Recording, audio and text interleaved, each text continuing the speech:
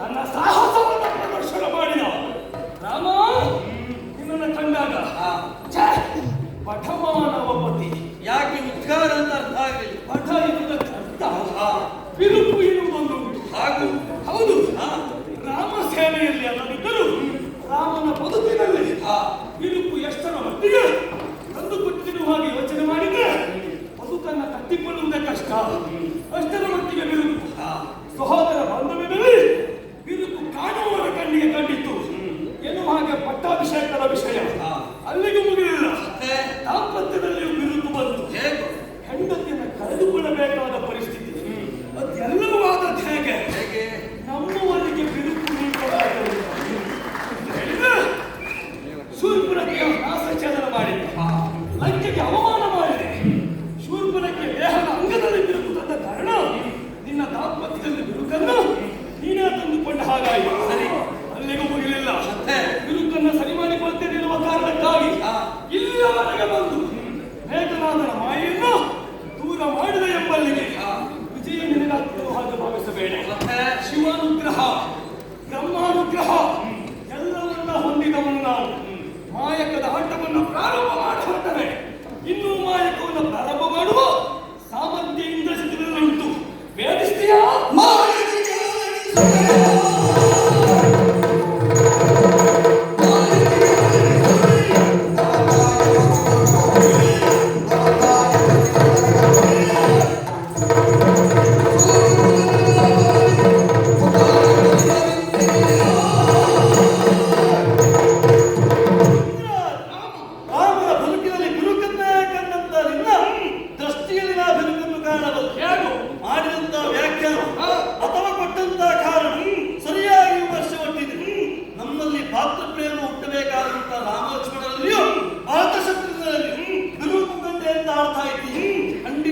ಸಾಧ್ಯವೇ ಇಲ್ಲ.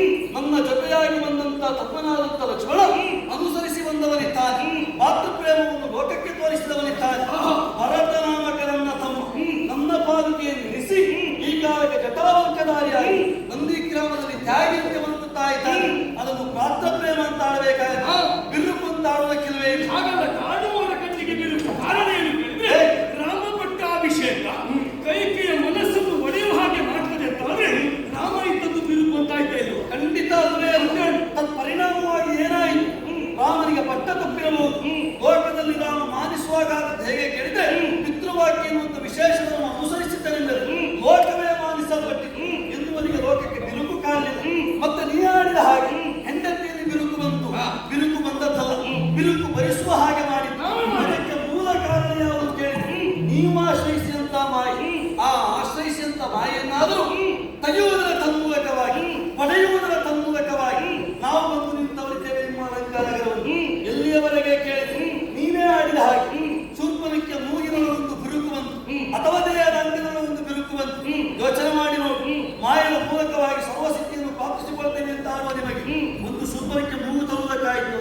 ಆಗಲಿಲ್ಲ. ಯಾಕೆ? ಸರ್ವಾಂಗ ಸುಂದರಿಯಾಗಿ ನನ್ನ ಮುಂದೆ ಕಾಣಿಸಿಕೊಟ್ಟಂತ ಶೂರ್ಪನಖೆಗೆ ಆದರೂ ಮೂಗು ಹೋದ ಕಾಲಕ್ಕೆ ಮೂಗು ಮರಳಿ ಬರುವುದಿಲ್ಲ ಅಂತ ಮಾಯೆ ಶಾಶ್ವತ ಅಲ್ಲ ಎನ್ನುವುದು ಅವರು ಮತ್ತೆ ನಮಗೆ ಇನ್ನೊಂದು ಮೂಗನ್ನು ನಾವು ಧರಿಸಿದ್ರೆ ಏನಾಗ್ತದೆ?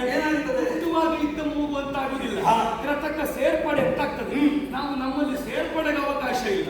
ಇದ್ದದರಲ್ಲಿ ಇದ್ದದನ್ನು ಮಾಡಿ ತೋರಿಸ್ತೇವೆ. ಹಾಗಿದ್ರೆ ಅತ್ಯಂತದ್ದು ನಮಗೆ ಪ್ರಯೋಜನ ಸಿದ್ಧಿಗಾಗಿ ಪ್ರಾಪ್ತವಾಗುವುದಲ್ಲ, ಕೇವಲ ಕ್ಷಣಕ್ಕೆ ಮಾತ್ರ ನಿಮ್ಮ ಮಾಯೆ ಅಂತ ಮಾಡುವುದು ಹಾಗೆ. ಇಷ್ಟು ಆಡುವಲ್ಲಿ ಕಾರಣ ಎಂತದ್ದು? ಈ ನಾವು ಮಾಯೆ ಮಾಡಿದಾಗಲೂ ನಿಮ್ಮನ್ನ ನಾವು ಬೇಕಾದ ಹಾಗೆ ತಪ್ಪಿಸುವುದು ಸತ್ಯ ತಾನೆ. ಹೌದು, ನೀವು ನೋವನ್ನು ಅನುಭವಿಸುವುದು ಸತ್ಯ ತಾನೆ. ಖಂಡಿತ ನಮಗೆ ಬೇಕಾದದ್ದು ಅಷ್ಟೇ. ಆದ್ರೆ ಪರೋಕ್ಷವಾಗಿ ಆಲೋಚನೆ ಮಾಡಬೇಕು. ಅತ್ಯಂತವಾಗಿ ಪ್ರಾಪ್ತವಾದದ್ದೆಂತದ್ದು ನಿಮ್ಮ ನಿರೀಕ್ಷೆ ಇದ್ದದ್ದು ರಾಮಪಕ್ಷಕ್ಕೆ ಅನುಭವವಾಗಬೇಕು ಎನ್ನುವ ಹಾಗೆ ಮಾಯನ್ನು ಅವಲಂಬಿಸಿದವರಿದ್ದೀರಿ. ರಾಮನ ಕಣ್ಣಲ್ಲಿ ನೀರು ಬಂದಿರಬಹುದು. ತತ್ಪರಿಣಾಮವಾಗಿ ಆದದಂತದ್ದು ಲಂಕೆಯ ಸರ್ವನಾಶ ಆಗಿ ಹೋಗಿದೆ. ಎಲ್ಲಿಯವರೆಗೆ ಕೇಳಿ ನಿನ್ನ ತಮ್ಮನಾದಂತ ಅಕ್ಷಕುಮಾರದ ತೊಡಗೊಂಡು ಇಂದಿನ ಮೇಲೆ ಲೆಕ್ಕ ಹಾಕಿದೆ. ರಾಮನ ತಮ್ಮನಾದಂತ ಕುಂಭಕರ್ಣನ ತನಕ ಸಾವನ್ನಪ್ಪಿದ್ದಾವಂತ ಕೇಳಿ ನಿಮ್ಮಯ ಮಾಯೆಯ ಪರಿಣಾಮವಾಗಿ ಯಾವ ರಾಮನಿಗೆ ನೋವು ಬರಬೇಕೆನ್ನುವ ಹಾಗೆ ಭಾವಿಸಿದ್ರು ತತ್ಪರಿಣಾಮವಾಗಿ ನಿಮಗೇ ನೋವು ಬರ್ತದೆ ಅಂತ ವಿಷವಾಗ್ತದೆ ಎಂದು ಅರ್ಥಿಸಿಕೊಳ್ಳಬೇಕು. ವಿಷವಾದರೂ ತೊಂದರೆ ಇಲ್ಲ. ಆ ವಿಷಯದಲ್ಲಿ ಸಂತೋಷವನ್ನ ಕಾಣುವುದು ಯಾರು ಗೊತ್ತುಂಟ? ಸೀತೆ ತನ್ನವಳಾಗಬೇಕೆನ್ನುವ ಕಾರಣಕ್ಕೆ ನಮ್ಮ ಅಪ್ಪ ಕರೆ ತಂದದ್ದು. ನಮ್ಮವರೆಲ್ಲರೂ ಸರ್ವನಾಶ ಆದರೂ ತೊಂದರೆ ಇಲ್ಲ. ಹೆಚ್ಚೇನು ನನ್ನ ಪ್ರಾಣ ಸಮರ್ಪಣೆ ಆದರೂ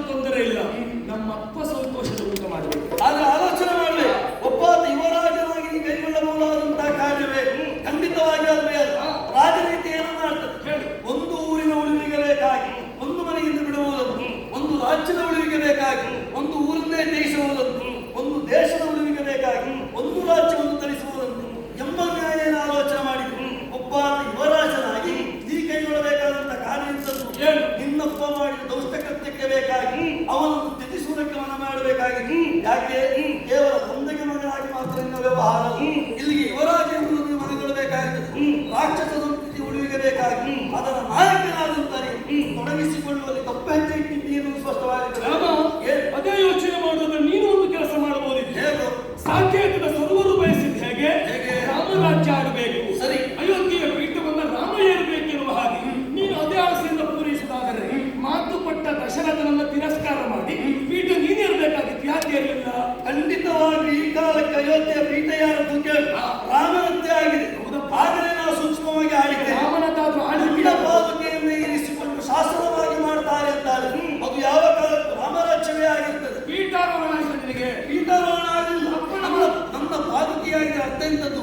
ಪಾದುಕೆಯಾದರೂ ಶಾಸನ ಮಾಡುವುದಕ್ಕೆ ಯೋಗ್ಯತೆ ಹೊಂದಿದೆ ಎನ್ನುವುದೇ ಸ್ಪಷ್ಟವಾಗುತ್ತದೆ. ತದನಂತರ ಮೊದಲು ಅಪ್ಪನಾಡಿದ ಮಾತನ್ನು ನೀ ಯಾಕೆ ತಿರಸ್ಕಾರ ಮಾಡಲಿಲ್ಲ? ಕಣ್ಣಿಗೆ ಪಿತೃವಾಕ್ಯ ಪರಿಪಾಲಕ ದುರಂಧರ ಅಂತ ಯಾಕೆ ನಿನಗೆ ಹೆಸರು ಬಂತು? ಯಾಕೆ? ಅಪ್ಪನ ಮಾತನ್ನ ಈಡೇರಿಸುವುದಕ್ಕೆ ನೀ ಹೊರಟ. ಸರಿ, ನಾನು ಹಾಗೆ ನನ್ನ ಅಪ್ಪನ ಮಾತನ್ನ ಈಡೇರಿಸುವುದಕ್ಕೆ ಹೊರಟವ. ನೀನು ನಿನ್ನಪ್ಪನಿಗೆ ಮಗಾಗಿ ಲೋಕ ಕಾಣಿಸ್ಕೊಳ್ಬೇಕು.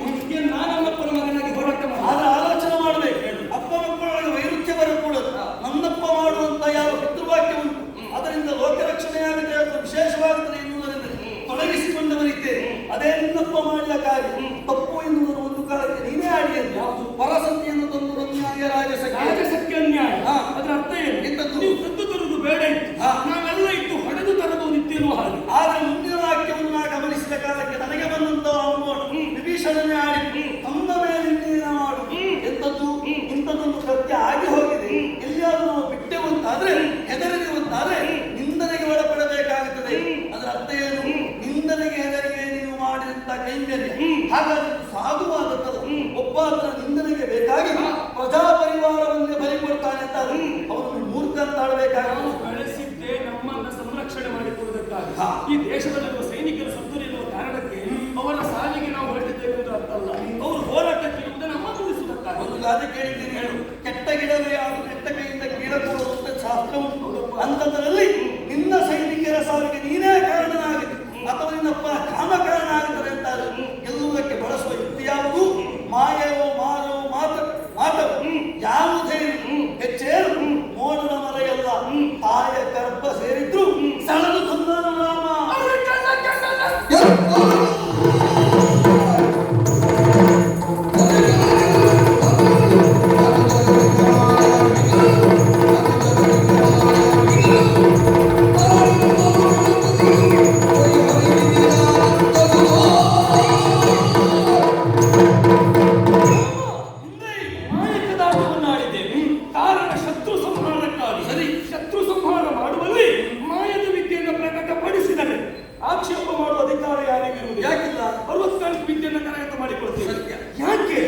ನಮಗೆ ಬೇಕಾದಾಗ ರಕ್ಷಣೆ ಮಾಡಿಕೊಳ್ತೇವೆ.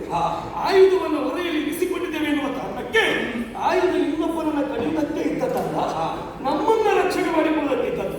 ಶತ್ರುಗಳಿಂದ ನಾವು ರಕ್ಷಿತರಾಗಬೇಕೆನ್ನುವ ಕಾರಣಕ್ಕಾಗಿ ಮಾಯಾವಿದ್ಯೆ ಪ್ರಕಟ ಮಾಡಿದ್ದೇವೆ.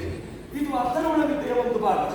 ಅಥರ್ವಣ ವಿದ್ಯೆಯ ಆಕ್ಷೇಪವೇ ಅದೇ ಹೌದಾದರೆ ನಿನ್ನ ಹುಟ್ಟು ಪುತ್ರ ಕಾಮೇಷ್ಟಿ ಇದು ಅಥರ್ವಣ ವಿದ್ಯೆಯ ಒಳಗೆ ಸೇರ್ಪಡೆಯಾದದ್ದು.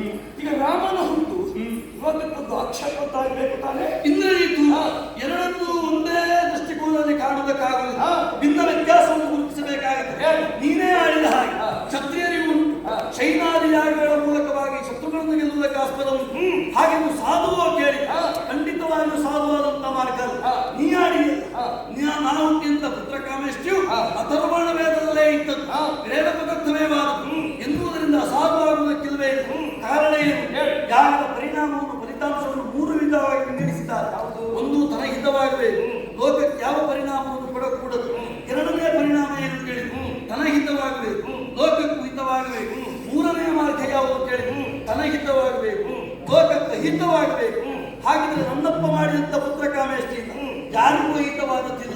ಅದೇ ನೀವು ಮಾಡುವ ಮಾಯೆಯು ಮಾರಣವು ಮಾಟದಿಂದ ನಿಮಗೆ ಒಳಿತಾದು ಲೋಕಕ್ಕೆ ಹಿತವಾಗಿದೆ ಎಂಬುದಕ್ಕೆ ಅದು ಸಿಂಧುವಾಗುವುದಿಲ್ಲ, ತ್ಯಾಜ್ಯನಿಸಲ್ಪಡುತ್ತದೆ.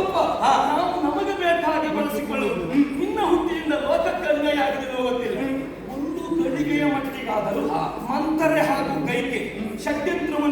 ಮಾಡಿದ್ದಾರೆ ಅಂತಾದ್ರೆ ಎಲ್ಲಿಯೋ ರಾಮನ ಹುಟ್ಟು ಅವನಿಗೆ ನೋವು ತಂದು ಕೊಟ್ಟಿದೆ ಎನ್ನುವುದು ಸತ್ಯ. ಕೇವಲ ಆಗಷ್ಟಿಗೆ ಮಾತ್ರ ಯೋಚಿಸುವುದಕ್ಕೆ ಬರುವುದಿಲ್ಲ.